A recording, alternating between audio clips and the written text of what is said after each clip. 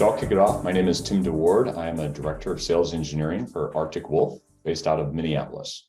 And I am Kyle Hendrickson, and I am the director and cybersecurity practice leader here at Eide Bailey. And I'm relatively new to Eide Bailey for the second time here. I joined and came back in May of this year. Tim, how long have you been with Arctic Wolf? Coming up on 2 years. Awesome. Well, let's jump into it. To kick it off here, I think just to set the stage here, we don't get to choose if we are the target. There's so many businesses out there that I have talked to over the past 6 months or so since I came back to Eide Bailey that really don't think that they're a target because they've never been a target before. They've never had a cyber incident before. And I think it's really important to call out, Tim, that the victim never chooses to be a victim.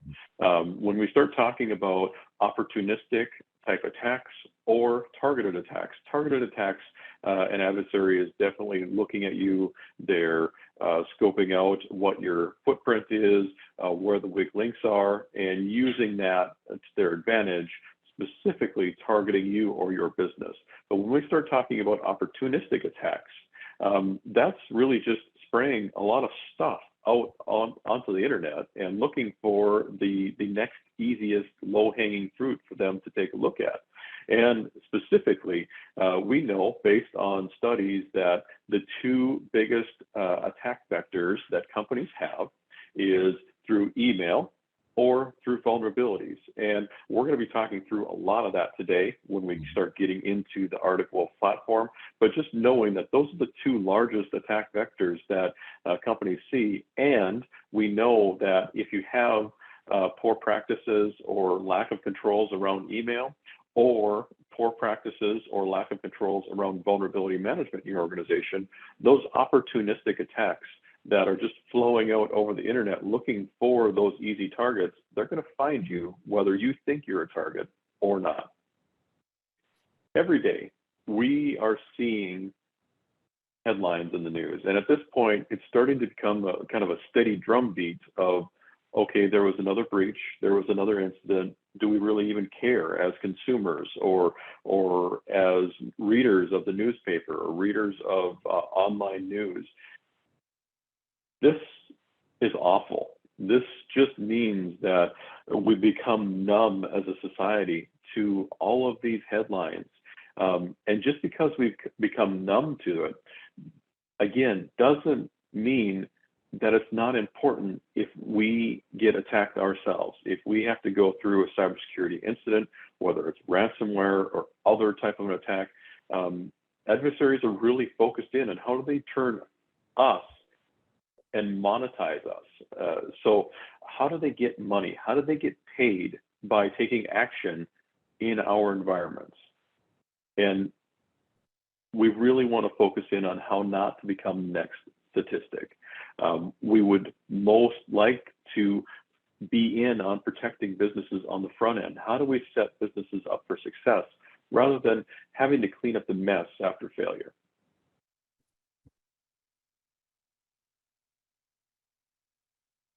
Cyber risk at the end of the day is business risk. When we start talking about cyber, there's a lot of made up stuff, but at the end of the day, this is risk to our businesses. We know this. We know that the average downtime associated with ransomware is approximately 3 weeks. Depending on whose statistics you're using, it varies between 20 and 21 days.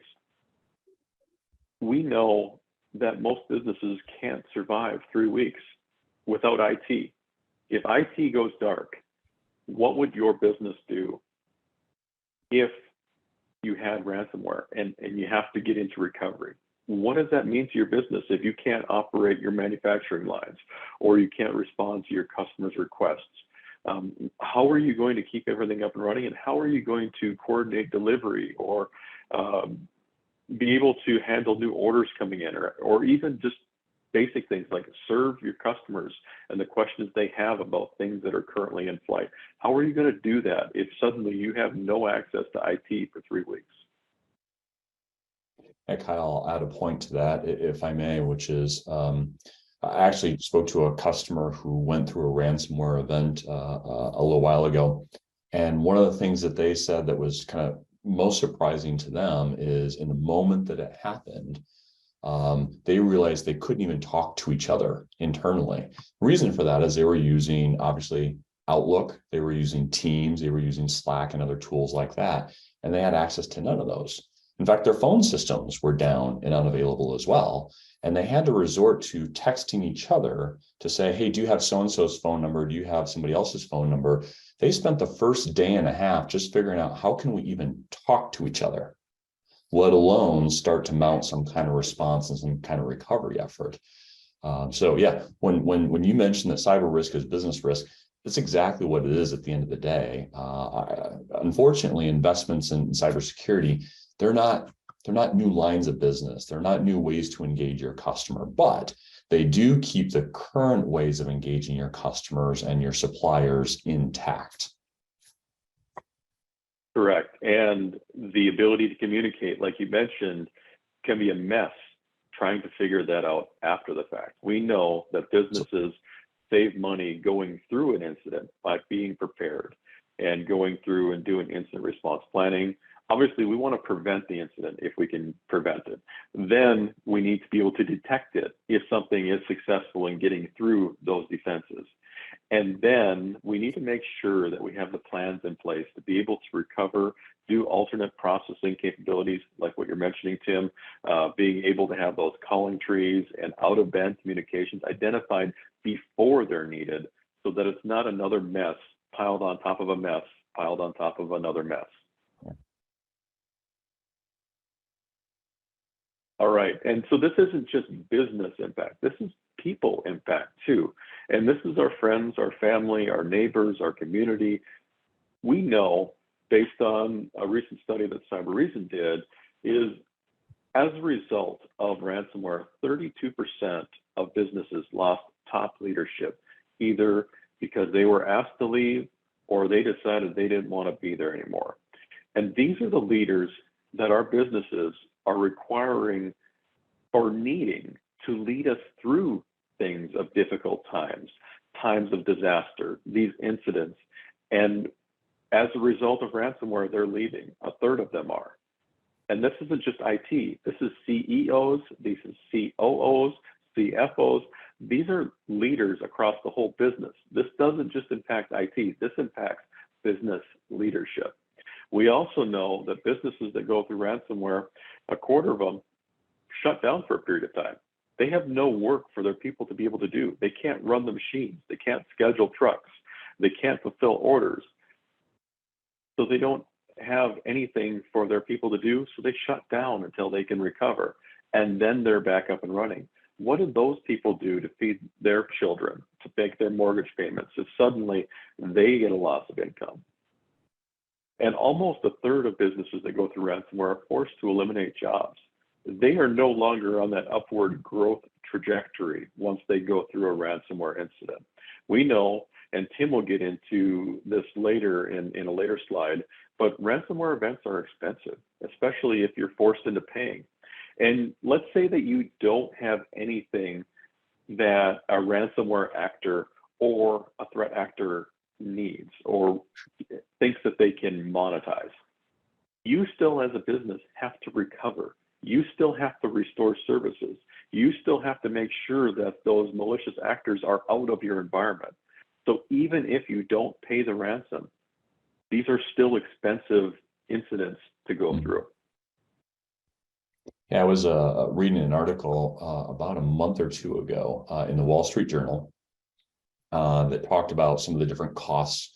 One of the biggest costs is highlighted here that people overlook, which is the people cost, the impact, the emotional. So for the people that don't get eliminated from a job or are asked to leave and actually stick around, there's that long-term emotional impact to them because it's one of the worst experiences that a business can go through. The other kind of longer term impact that this Wall Street Journal article was highlighting was the fact that, whether it's a ransomware or some kind of breach, maybe it's a records breach or something of that nature, it can actually impact your credit score and credit rating as an organization and your ability to borrow money as well on the street. And that in turn then potentially raises the cost or limits your ability to reinvest back into your business. Kyle, as you were just mentioning a moment ago, which is it makes it a struggle or more difficult than to grow your business after an event like this and invest properly in the business as you otherwise would have.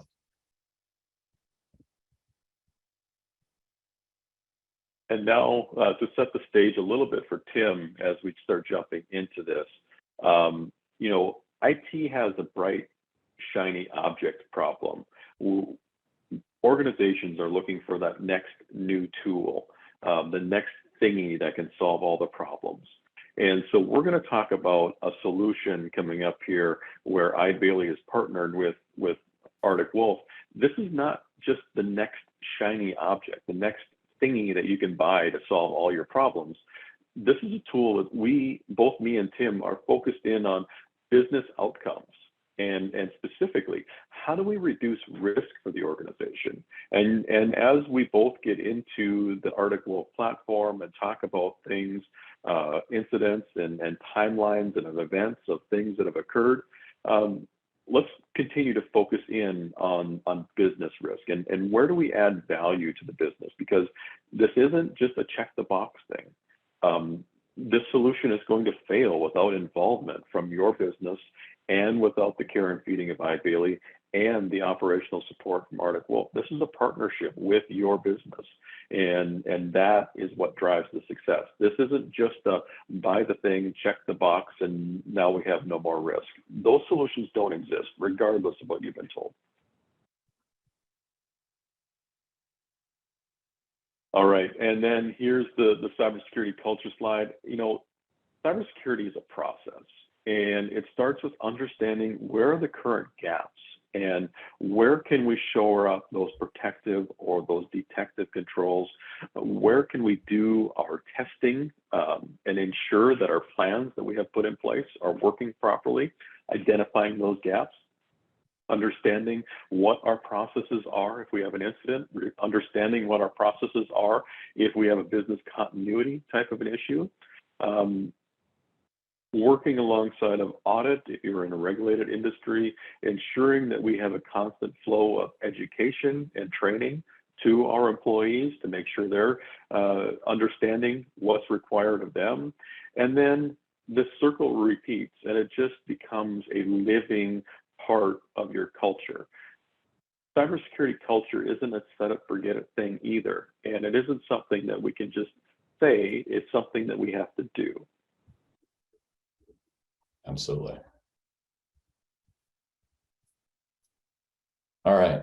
Well, I'm going to take it from here, and Kyle, feel free to join in the conversation as well. So the title of this is title of this presentation, this webinar is Anatomy of an Attack. And so I'm gonna eventually get to that. And what I mean by that is I'm going to get to where we actually look at some very specific examples of an attack or a potential attack and a potential breach. But before we get to that, I want to do a bit more of a macro view. So the macro view I'm going to take here is a part of Arctic Wolf is an organization called Tetra Defense. This is an incident response organization within Arctic Wolf. So they actually do IR services. So if a customer or when a customer has been breached and they need to declare a disaster and potentially invoke cyber insurance and bring in an IR firm, Tetra Defense is an organization that does that. Now, what's interesting is Tetra Defense, over the first half of this year, so roughly January through July of this year, they published a report of their findings of different trends, and I'm going to highlight a couple of key takeaways that they've seen relative to cases where they have been brought in to do full IR services. So the data that I'm about to show you over the next couple of slides is focused, again, on the first half of this year and cases that our IR organization, Tetra Defense, worked on. So this isn't necessarily the industry as a whole, though it is very indicative of what we're seeing across the industry. Now, Tetra feeds that information into an organization called Arctic Wolf Labs. That is essentially our threat intelligence and threat monitoring part of the organization. And they, in turn, then feed the information back into our platform. We'll cover that in a few slides. I'm going to go through the key takeaways. Now, each one of these key takeaways, we're going to dive into a bit more detail on, and I'm going to have a slide on each one of those. So one of the key takeaways from the first half of this year is we saw a significant uptick in business email compromise attacks. So if you're not familiar with business email compromise attacks, it is essentially an attack on your email system. And it usually goes something like this. Someone will actually get into your email system. They will, for illustration purposes, they will monitor communications between like a CIO and a CFO. They'll learn project names and budgets and things of that nature. And then they'll start to look at, how does that communication flow back and forth? At what times of the day do they tend to talk to each other? How do they greet each other? How do they say goodbye in their emails? And then what they'll eventually do is they'll start to then send emails to the CFO on behalf of the CIO. And they'll create some mail forwarding and delete rules so they can do that without being detected. And then they'll eventually start to use project names and dollar amounts to say, hey, finance, could you please pay this vendor in this account instead of that account? And it turns out this new account is really just funneling into a threat actor's offshore account as an example. So that's an example of business email compromise. And we've seen a significant uptick in those in the first half of this year. Next is the median ransom demand that threat actors are requesting or demanding of the organizations in which they breach and actually deploy ransomware. And that median number is $450,000. You're going to see in a couple of slides here where the number is much higher in some industries and much lower in other industries, but this is the median demand. Now, this is not the cost of a breach. This is just the cost of the ransomware demand. The true cost of a breach of something like this is typically 10x this number. So think $4.5 million to fully recover from something like this, whether you pay the ransom or not. Moving on, while the human element is a common attack vector, 80%, Kyle touched on this just a little bit ago, 80% of incidences are still initially driven through the exploitation of unpatched vulnerabilities. These are known vulnerabilities, in many cases for which a patch exists, and it simply just hasn't been applied yet to a particular organization. And the last thing, at least on this slide anyway, which is the well-publicized, or what within Arctic Wolf we refer to as mega incidences. So think like Proxy Shell, more recently Log4j, almost exactly a year ago, we were dealing with Log4j. Those events tend to cost twice as much as the median incident as well. All right, let's dive into a few of these key takeaways in a bit more detail here. So going back to business email compromise, between Q1 and Q2 of this year, this is calendar Q1, calendar Q2, we saw nearly a doubling in business email compromise cases from an IR perspective. Key industries seem to be finance and insurance, business services, legal, and government. Another thing that's kind of interesting about some of these attacks that we saw and some of these breaches that we saw is a lot of them weren't using MFA, or they weren't using MFA for email. But the other kind of other side of that coin, if you will, is a number of them were using MFA. Just last week, I was actually talking to someone at Arctic Wolf who was previously an ethical hacker in the finance industry.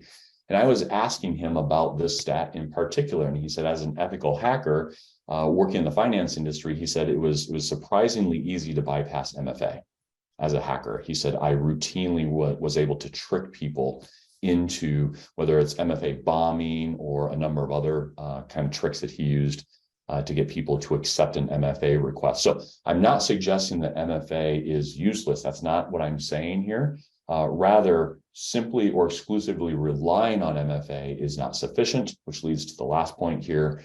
There needs to be user vigilance and user awareness, as well as good 24/7 monitoring. All right. And, jumping to the MFA, oh, yeah. Going back to the MFA side of things, from an adversary perspective, it's deeply important to make sure that MFA is set up properly and that we're doing things that aren't just prompt and allow where that spamming of MFA challenge and just approve to make that noise go away from an end user. We don't want to be setting up MFA in that fashion. We also know from an adversary perspective that we need MFA deployed everywhere. So if email has MFA on it, but another application, SharePoint or whatever, doesn't, and that's exposed to the internet, that becomes the route in, and then they can start abusing email from that point forward, doing business email compromise, those types of things. So 2 important takeaways around MFA. Absolutely. Thank you. So looking at ransomware specifically, these are kind of the average ransomware demands that we've seen. Again, $450,000 being the average across all industries. There's 2 points I want to call out here. One, I want you to look at the second from the top, which is shipping and logistics. And then I want you to look at the second from the bottom, which is healthcare. And the reason I point those 2 out is you'll see that healthcare is much lower in terms of the ransom demand, shipping and logistics much higher.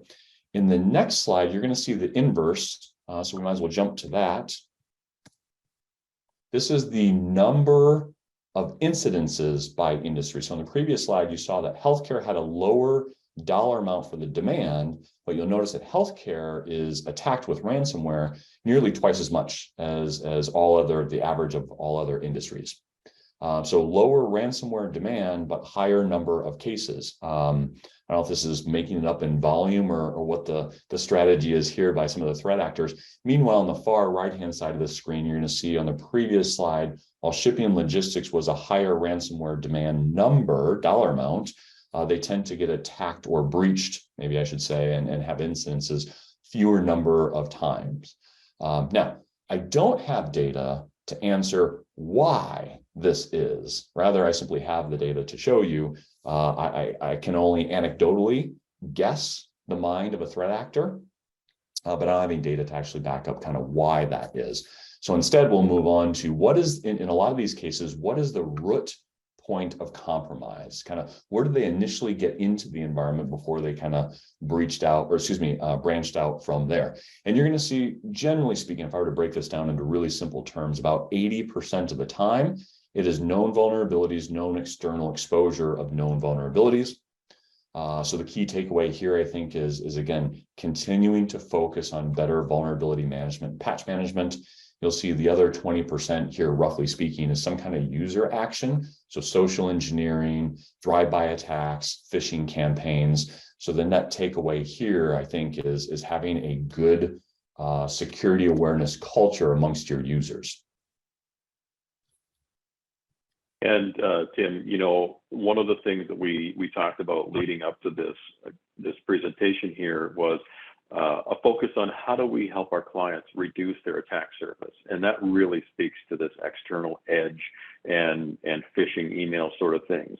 And we want to set clients up for how do they focus in on protecting less stuff better, so that they don't have everything under the sun ready to be attacked.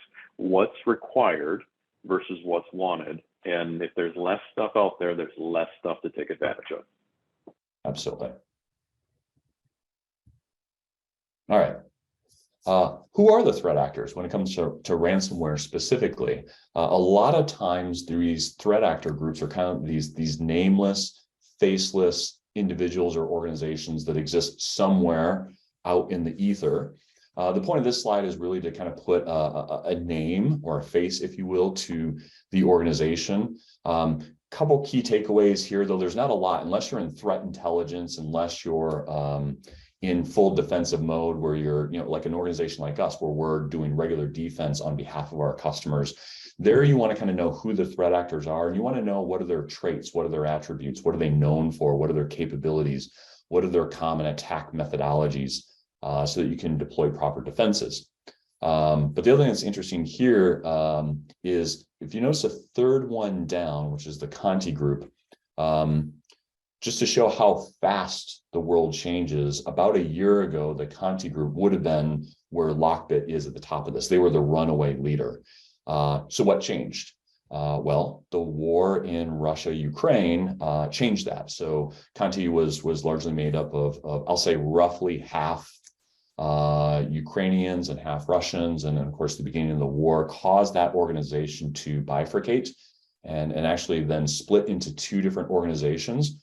What's interesting, the other thing that's interesting about this is in the first 6 months, a stat I don't have on any of these slides, the first 6 months of this year, because of the war in Ukraine, because of what happened to the Conti group, we actually saw a decrease in the amount of attacks, breaches, and incidences. A small decrease, I think it's about 10% or so. And while the Conti group kind of bifurcated and formed two separate organizations and then kind of resumed their activity about midsummer or so, we're now seeing attacks and incidences on the rise again, catching up to where we were last year and now starting to surpass where we were last year as well. So again, kind of what to do with this information here. Again, the idea is just to kind of put a name and a face to some of the organizations and be aware of some of their tactics. Kyle, anything you want to add here? No, you covered it. All right. Okay, so these are kind of the trends from the first 6 months, as I mentioned.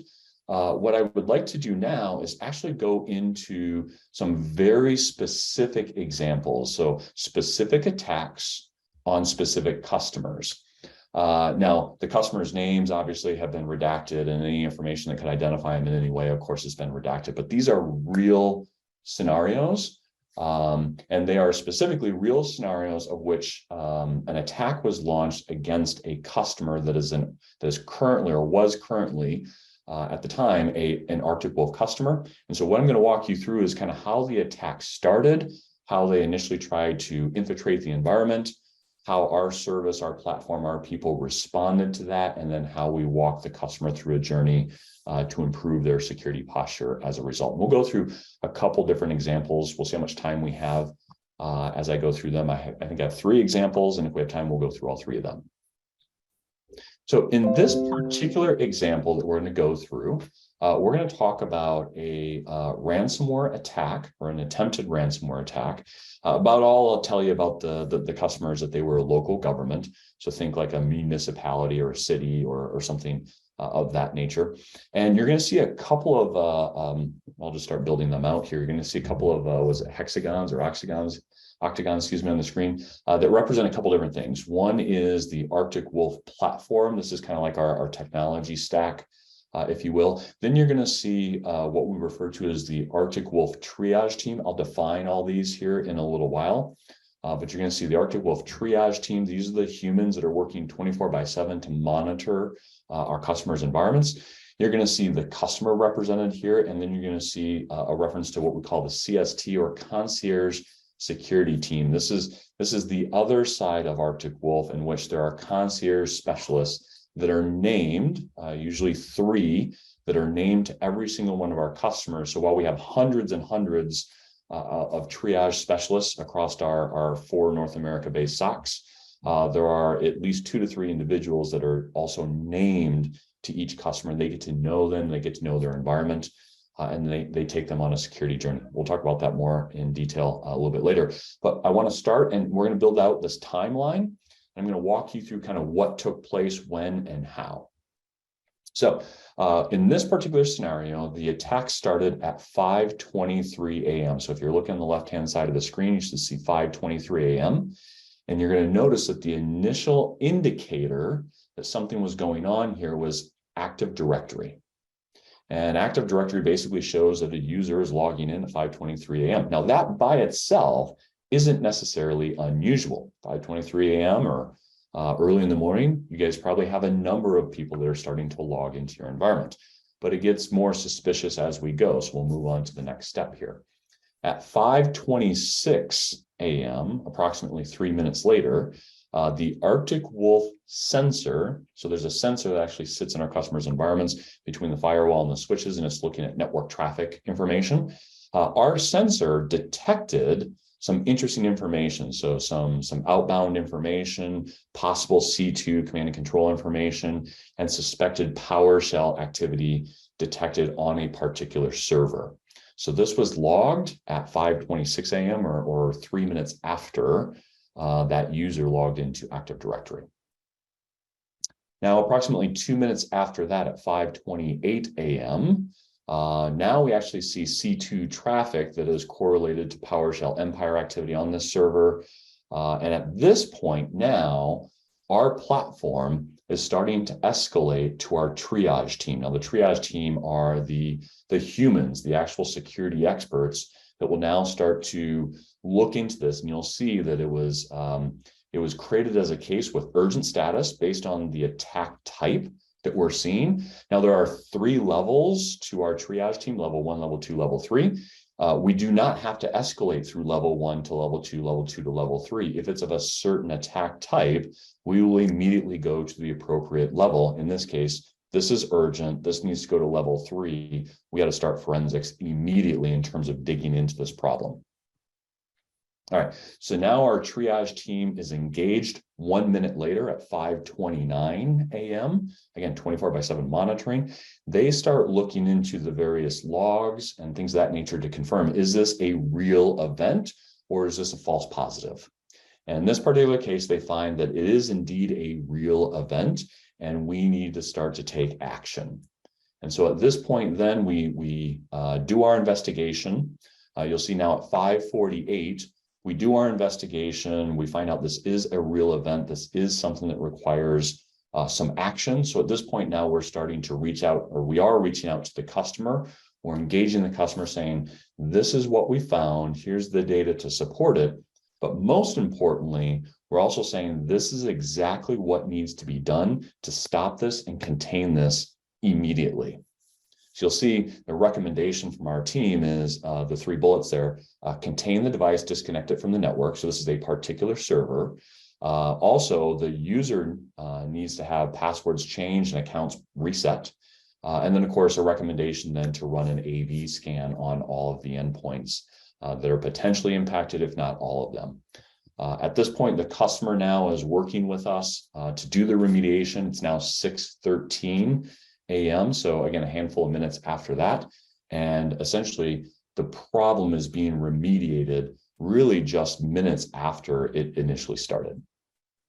Now, at this point, the concierge security team, these are the 3 named experts assigned to the account. They're going to circle back with the customer and first with our triage team, and then with the customer to say, okay, what can we do now moving forward to make sure that something like this never happens again? And you can see some of the recommendations that they made here on the bottom right-hand side, which is in this particular case, implement principles of least privilege, do some geofencing on their firewalls, enable MFA. They didn't have MFA in this particular case. Set up some GPO, as well as they didn't have the Arctic Wolf agent. Had this customer deployed our optional agent, we could have actually done the containment that you see back at that 5:48 a.m. step. Instead of having the customer actually do that, we could have done that on their behalf. So recommendation is to deploy our agent and turn on Sysmon on all these machines so that we can improve their posture going forward.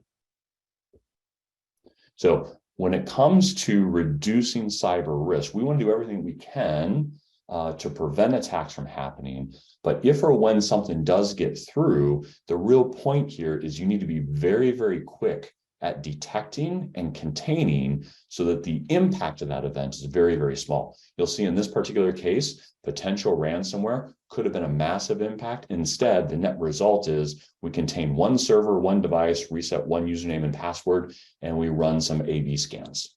So this is a fantastic outcome. All right, anything, Kyle, that you want to throw in here?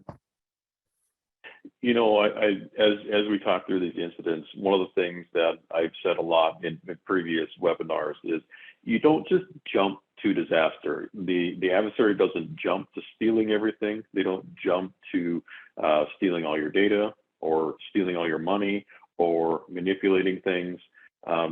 They have to run through those steps first. And it's really helpful, Tim, to see the chain of events leading up to disaster and understanding that Arctic Wolf helped us know what was happening during those earlier steps so that we never got to disaster. Yeah. So I'm glad you brought that up, and I'm going to throw out another stat that I don't have on any of these slides here, and that is the industry average dwell time. So dwell time is essentially defined as the amount of time that a threat actor is in a customer's environment before they're either detected or worse, they reveal themselves, like in the case of In the case of ransomware, where you suddenly get the ransomware note, the average amount of dwell time, industry average amount of dwell time, is 208 days before detection or again, the threat actor reveals themselves. So Kyle, to your point, a threat actor can't just get into an environment and immediately deploy ransomware. It takes a long time to traverse the network, to look at financial records and HR records and hack into other systems, kind of east-west kind of movement throughout the network. It takes a long time to do that. So the point here is a couple things. One, again, we want to do everything we can to prevent an attack from happening in the first place. But the second thing that we need to focus on is detection. If we can detect something very, very quickly, like in the previous example, we can minimize the impact on your environment if we can contain them within hours or even minutes, as opposed to days when they have more time to do more damage. All right, we got time to do for sure another one, possibly a third. So this one is business email compromise. What I will tell you about this particular customer is they were in the manufacturing space, semi-relevant, arguably irrelevant to this, but they were in the manufacturing space, and this is an example of business email compromise. We're going to follow a similar pattern to what we just did, and it's going to be in the form of a timeline, kind of how the attack started, as well as what actions were taken to contain that. So we'll use slightly different images here, slightly different time scale as well. So in this case, we're going to have the adversary represented here in the black icon with the white skull, of course. And this particular attack started at 12:57 p.m. So either as lunch is happening or just after lunch. And here we see that the attacker leveraged some previously stolen credentials, and they use those previously stolen credentials to log in, and then essentially pushes an MFA. Now, this one's kind of interesting. You notice that second bullet, the user actually accepted the MFA from the attacker. So stop right here. Obviously, we have an opportunity for security awareness training, right? That user should not have accepted that MFA request if they didn't initially trigger it, but for some reason they did. So at this point, the attacker establishes an active sync with the user's mailbox. And this is actually recorded in our platform. Again, this is an existing Arctic Wolf customer. And so we record this incident, and the primary source for this is, of course, obviously MFA, or more specifically, this is Duo. So as it's happening, it's getting recorded in our platform. From here, the attacker then opens up a calendar invite in the compromised user's inbox. They open up a calendar invite for best practices training was the title, and they update some information in that calendar invite with their own information. And the attacker begins adding some forward and delete rules so that the user that's been compromised can't actually see these things in the sent items and the deleted items. This, of course, is logged in our platform as well, and we have indicators of compromise that detect for exactly this kind of scenario. So at this point, our platform says, oh, there's something going on here. And again, notice the time frame here where we're looking at, what are we, about 15 minutes into this or so, 19 minutes into this. So the platform escalates this incident to our triage team, and our triage team then starts to do an investigation. Hey, is this a false positive or is this a real event? Should this user be doing these types of things? Short answer, obviously, is no, they should not be. So the Arctic Wolf triage team begins their investigation into this activity, again, to determine, is this false positive or is this something real? We don't simply, by the way, send alerts to our customers and say, hey, go look into this. We do the investigation on behalf of our customers, and then we come back to them with specific recommendations. Meanwhile, we're doing our investigation. The attacker uploads a form of phishing in the form of a PDF to OneDrive with the intent to distribute this as part of the email in the calendar invite to the end users. At this point, our triage team has done the investigation, and we recommend, or we reach out to the customer and we recommend, hey, disable this account and reset all of these users' credentials. So the good news is, before the phishing PDF can be uploaded to OneDrive and distributed out to people where they can start using that, we're able to reach out to the customer, stop this, reach out to the customer, get it fixed, get it taken care of. Customer then confirms, yep, I've done all the things that you recommended. we're good to go. Attack has been stopped. So again, at this point, then our concierge team will work with the triage team, get all the details about this, then go back to the customer and say, okay, now that we've stopped this particular attack from happening, what can we do to prevent this from ever happening again in the future? All right, so there's an example of business email compromise and how we are to engage and stop it from happening. Tim, I like how that attack begins, as all attacks should, with a bright, shiny white skull. So we know that an adversary is trying to do bad things in our environment. But to be serious for a moment, I think this highlights a big thing where if you don't have somebody with the right skills watching your environment, you're setting yourselves up to do a really expensive incident response. It's a lot less expensive to engage with us, with Arctic Wolf, with Eide Bailey on the front end to make sure that this monitoring is in place so we can catch things as an incident rather than solving it after it's a disaster. I think that's a key point that really stood out for me here. Absolutely. Now, I do have a third one here. In the interest of time, I'm actually going to skip through this one and move on. We are going to make these slides available, so if anybody wants to go through that third one, it follows the same pattern, same formula there in terms of how it's laid out in a timeline. Or if anybody wants to kind of talk through it, you can certainly have my contact information. Love to have a conversation with you if you want to talk through some more of those examples.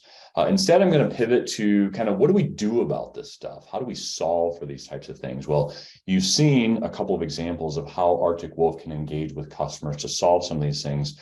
I want to take a kind of a bigger picture. I want to zoom out a little bit and talk about that in a bit more detail as well. So first and foremost, I want to define the problem. So from the perspective of Arctic Wolf, we believe that investments in cybersecurity should reduce cyber risk. In fact, our goal, if you notice, see if oh, no, wrong side right here. You notice right here in my picture, if you're looking at my picture and me talking here, this is actually our mission statement, which is to end cyber risk. It's a lofty mission statement. And the reason we pick such a lofty mission statement is we didn't ever want to get to a point where we say, okay, we've achieved our goal, now we stop innovating. Because of this right here, we'll never stop. We'll likely never stop innovating. So cybersecurity or investments in cybersecurity should reduce cyber risk. And up to this point, really, a lot of investments have been beneficial. But if we look at the overall problem, I mentioned that attacks and incidences are still at an all-time high. Every year we set a new record for an all-time high. So from our point of view, cybersecurity actually has, or cybersecurity investments has an effectiveness problem. So the investments we're making are good, and yet we're not getting the full return that we should be. So why is that? Well, a couple of things. I first want to define what cyber risk really means to us.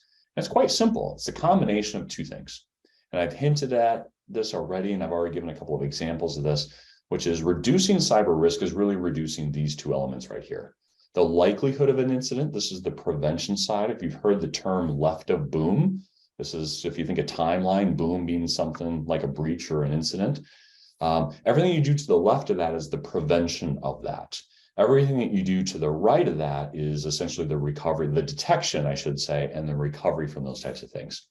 So in this case, our goal is to reduce the likelihood of something happening in the first place. And then the second part is if something does get through, when something does get through, how do we detect it very, very quickly so that we can reduce the impact of that incident? And time is the biggest element of that. If I can shrink down time, I limit the amount of time that a threat actor has to do bad things in my environment. So the right-hand side is impact, time being the biggest element of that. Those two combined are what we define as cyber risk. Okay, so how do we go about doing this? I mentioned a couple of times our triage team. I mentioned a couple of times our concierge security team. I want to talk a little bit about who they are and what they do. The concierge security team does the strategic. So they're doing things kind of left of boom. They're doing things to take you on a journey from wherever you are today, whatever tools you have, whatever your security posture is today, wherever you want to be in the future. Their job is to help put you on a journey and a path to get you better. And again, they're primarily focused on prevention and preventing the likelihood of something happening.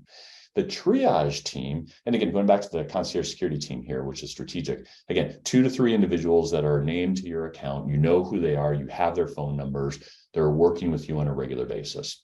Then we have the tactical team. These are the hundreds of security specialists and experts.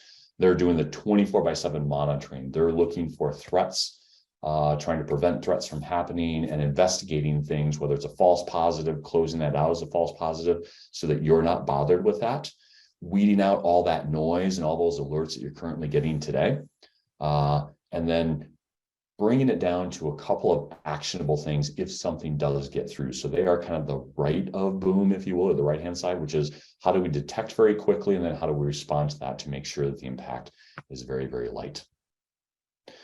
Going back to the concierge security team and the strategic, this is the timeline of what your experience, if you were an Arctic Wolf customer, if you were to sign up tomorrow as an Arctic Wolf customer, this is roughly what the first 2 to 6 months is going to look like.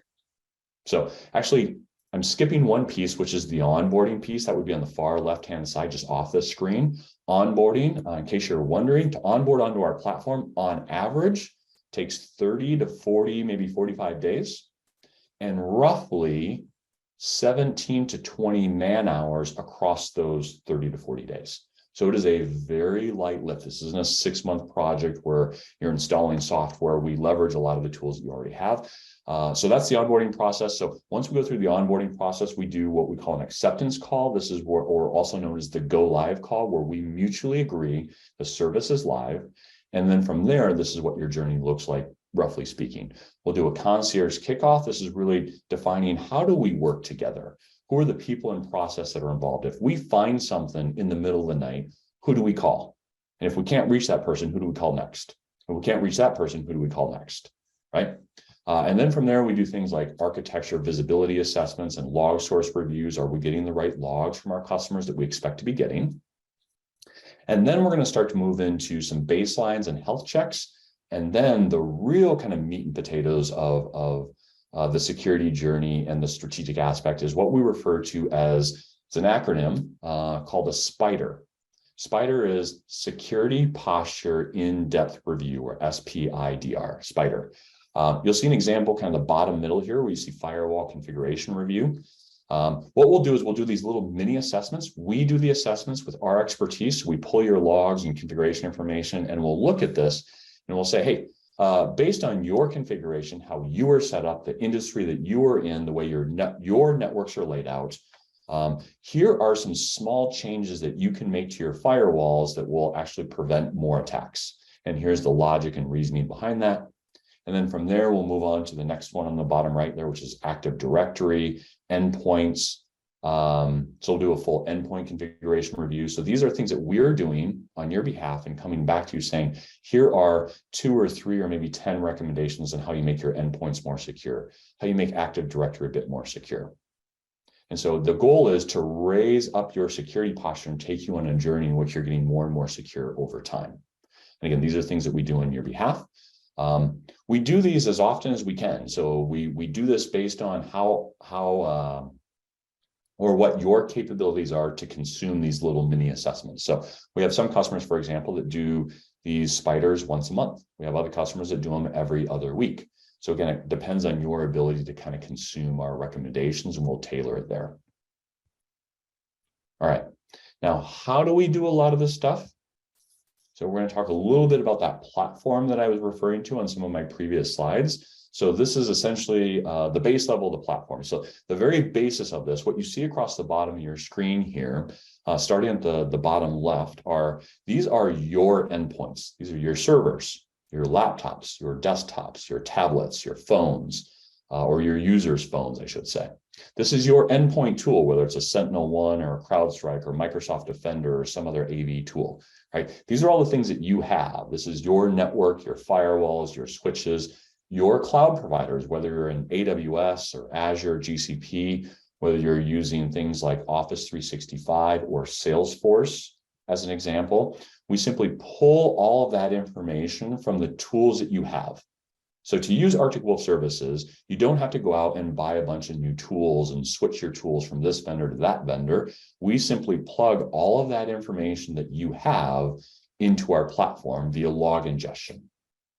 And at that point, we ingest that data. We'll do some normalization of that data, some parsing of that data, and we'll run some analytics on that data.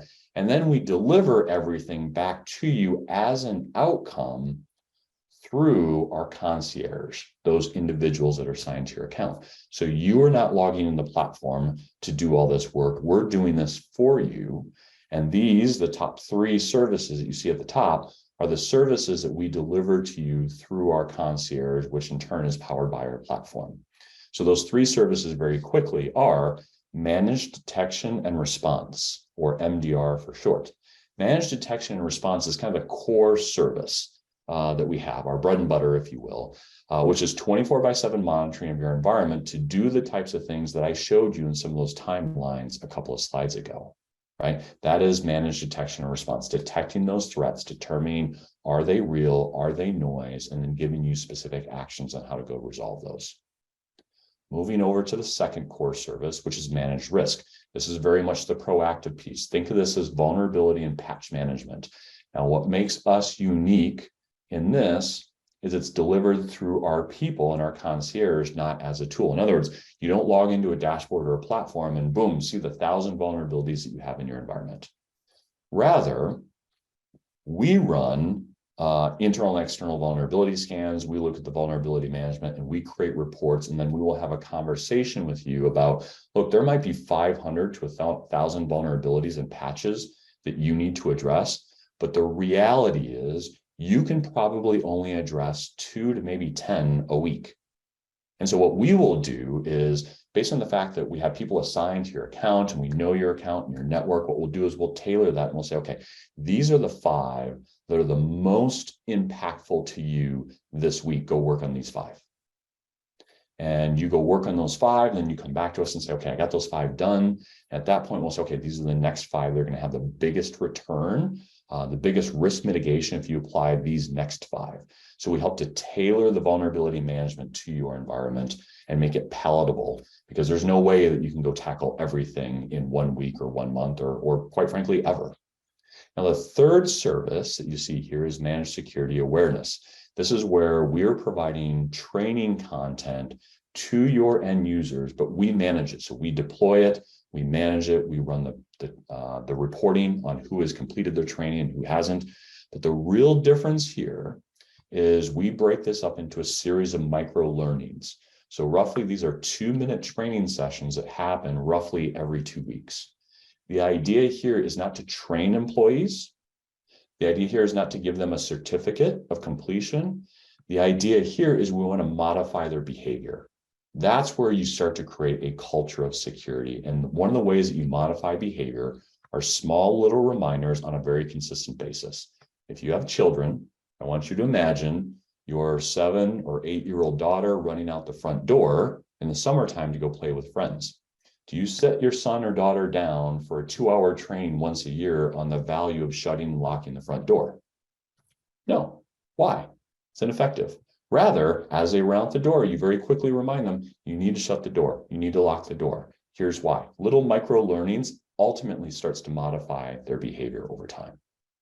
And the last actually thing that I'll throw up here is we do actually have, as I mentioned, Tetra Defense, which is our incident response team. So if something does fall through the cracks, what's interesting about our incident response team is they are plugged into our triage team and our concierge team. So again, the idea here is if we need to respond from an incident response perspective, we can reduce that window of time down substantially.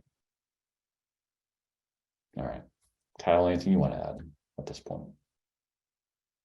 You know, I as we're wrapping up here, Tim, I think it's a really good thing to just call out. There's a reason why Eide Bailly and Arctic Wolf are partnered together. We're both focused in on not just being that bright, shiny object that someone uses to check a box or to make all of their pain go away. We know that this is a process, and we're both focused in together on those business outcomes. How do we reduce risk? How do we get insight into incidents while they're still little and not the disaster. We want to catch things earlier in that life cycle. We want to reduce risk for our clients, and we want to solve that attack surface problem. How do we focus in on protecting less stuff and allow us to really increase that signal versus noise type situation to set our clients up for success? Again, focused in on those business outcomes. Absolutely. Well, a lot of times I find in situations like this, people will hopefully kind of think about some of this stuff, maybe over the weekend. A question pops up in your mind that is triggered based on something we discussed here today. So the very obvious thing that I'll say is, obviously next week, if you want to shoot us an email or hop on a phone call and kind of dive into some of these details, more than happy to do that. Would love to have a conversation with you guys about any security related questions that you have. I would echo that, Tim. It's always good to have a conversation. And if you're left wondering, or you're not sure about where your current program is, or your current monitoring program, or just not sure about things in general, let's have that conversation earlier rather than after bad things happen. This is a lot easier to have a conversation while it's still a conversation rather than an emergency exercise on how do we recover. Absolutely. Again, big focus on prevention. I guess the one additional thing I'll add is I debated including this slide and I didn't, but hopefully it was kind of clear throughout the presentation. And that is, we need to focus not only on the tooling. I would argue that to some extent we've over-rotated in the industry on tooling. So going back to some of the incident response stuff, another data point that I found kind of interesting is most customers that end up getting breached and have some kind of incident, a lot of times actually had the right tools. They own the right tools. They'd maybe even deployed the right tools. And in some cases, the tools were low-level messaging, but they were indicating that something suspicious was going on. And the key denominator there is there was no people or process in place, or there weren't enough people. There wasn't enough process in place to detect that and be able to respond to that, and ultimately escalated to a full breach and a full incident. So I guess my parting piece of advice is make sure that you're also investing in people and process as much as you are in the tooling.